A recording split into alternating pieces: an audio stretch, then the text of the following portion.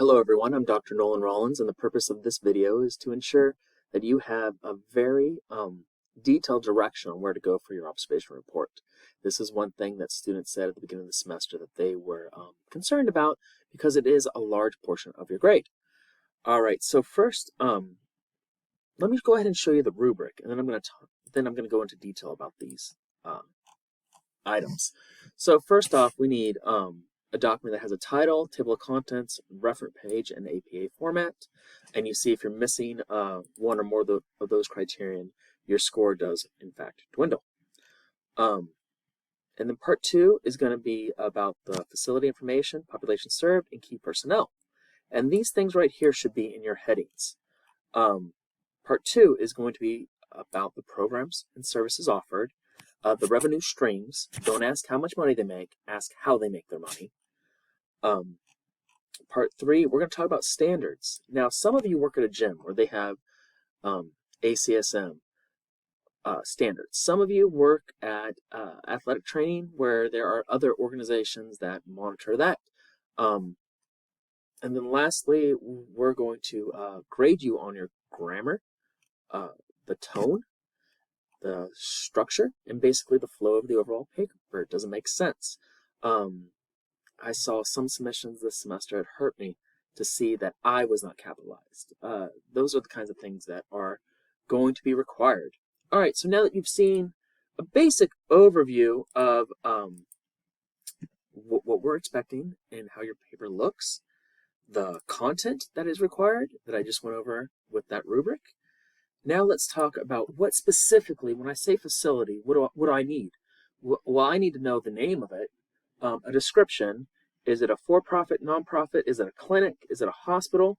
Is it anything of that nature? If you work at athletic training, tell me that you're on a university campus. And let's stick with that example. If you're working with the athletic trainers, your target demographic or intended population are the student athletes. Tell me briefly about the history. If, again, the athletic trainers, they have a unique work structure to where we, over the last 5 years, I believe, we started hiring from Pivot. So they're actually Pivot employees. That's pretty interesting on how that got started. So I need to know more about that. Population served, demographic, who are they?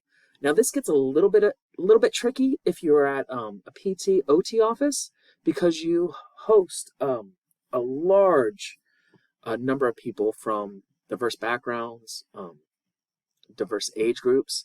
I would like you to focus on the clientele you saw most. So if you were in an OT office that dealt with hand injuries for, I don't know, athletes, tell me that. Tell me who they are and why are they at the facility. So stick with the OT example. Are they there to work on dexterity? I don't know, but you should. By this point in time, you should know. Okay. I need to know who is in the facility, more specifically, kind of what experience is needed. So if you were going to take over your supervisor's job, you would need to match their education, right? So the degrees, the certifications, and probably also some experience, right? And then at your agency, how many OTs are there? How many PTs? And who provides certification? Okay, it's going to be a board, right? And you should be able to have this conversation with your supervisor if you don't know this information. Okay, so what are some programs that are offered? What kinds of things do you do? Let's go back to, let's talk about physical therapy. Physical therapy, I know that a number of you worked at physical therapy clinics, but they were very different. I had some people working at Beyond Speech, where they got to work with children with unique situations such as autism. Okay, so for that, what kind of space is needed? What is required as far as equipment? And are there some challenges? That'd be really interesting to know as well. Okay, then if you are working at a gym that is ACSM certified, right, American College of Sports Medicine, I know they have some standards, like there must be an action plan.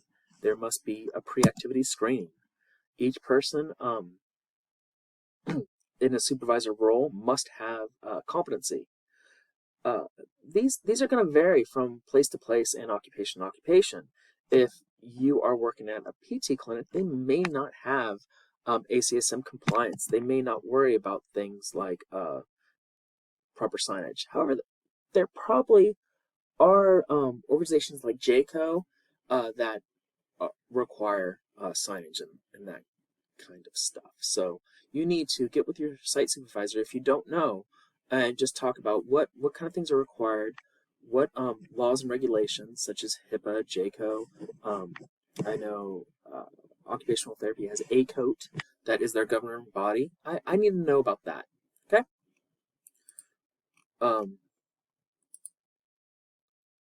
So you can look at this. This is kind of some fun stuff. I know when they talk about some facilities require signage. These are some examples and non-examples of signage. Sorry, I got off my line. The fire extinguisher, that's a pretty common sign. Men and women, which we don't really differentiate that as we used to. But there were, this picture to the right was signage for a bathroom at a place called Mad Mex, and it was a Mexican restaurant where they served $5 margaritas, and you could see now this would be problematic. So that's okay for a restaurant, even though it's problematic. There should be some standardized signs and things that are required. Like I worked at a physical therapy clinic, and we had to make sure that the curb was painted yellow because we had individuals with mobility issues that may not, and vision issues that may not see that there's a rise in the curb. So those are kind of things that I want to know about. More non-examples. So this is why we have standard signs, right? Elevator's out of service, please use elevator. I don't know what that means. Then here's some sign, the sign that doesn't need to exist. Please do not throw stones at this sign. Then why is it there? Okay. So back to the idea of certifications as well. It's pretty interesting in personal training. Did you know that there are 75 national certification programs? So if you worked at CNU Fit or of something of that nature, I would be interested in learning what is required there. If you worked at the Wellness Center, I believe they are still ACE certified trainers, but I need to know about that. See that there is a ton of certifications out there. So although you may think it's obvious, especially in the realm of personal training, it's not. Okay, so let's go to programs and services. What do they offer? I know the rec center, they do aquatics, they do group fitness, they do intramurals. So I need to know about that. At the rec center, how do they make money? Do they charge? I believe they do for community members, but I think, and I'd look forward to learning more about this. I think that students, they pay an activity fee. So those are things that I want to understand. Okay, I hope that was helpful. And I did want to go over one really good example, and this will be posted on Blackboard. You see a title page, table of contents, real clear, and then you see they have the title facility, and this was really easy when I was awarding points, because how I do it is I go over here, and I say, great, they're talking about facility information. Do they have these things? Okay, and they even added pictures, which was lovely. And then the next is population served. So there's student athletes and coaches. Okay, that's great. Okay, the personnel. So I see some accreditation right here being mentioned. And then here is, if you work with Coach Chris, you are very fortunate. He is very qualified. He has a master's degree along with these certifications. So this would be something that you would need. All right. Programs offered. They have a lot. And then the one thing that this person missed and they lost points is I don't see anything about a clear explanation of how the business makes money.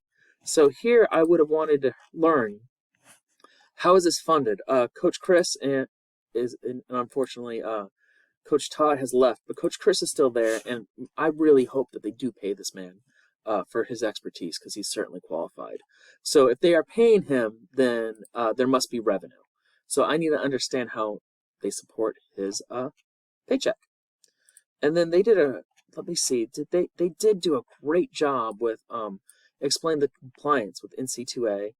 They talked about National Strength and Conditioning Association. So even though this did not mention anything about the 6 ACSM standards, it did have standards within the field. Then what I do is I go back and I look, how was the grammar? Was I able to follow the narrative that they put together? Was it clear what they were trying to tell me? And this one, and again, this is going to be posted with the example on the rubric. You can see that it was very well done. All right, so this is due December 2nd. If you have any questions or concerns, please reach out to me 24 hours before the due date. Thank you.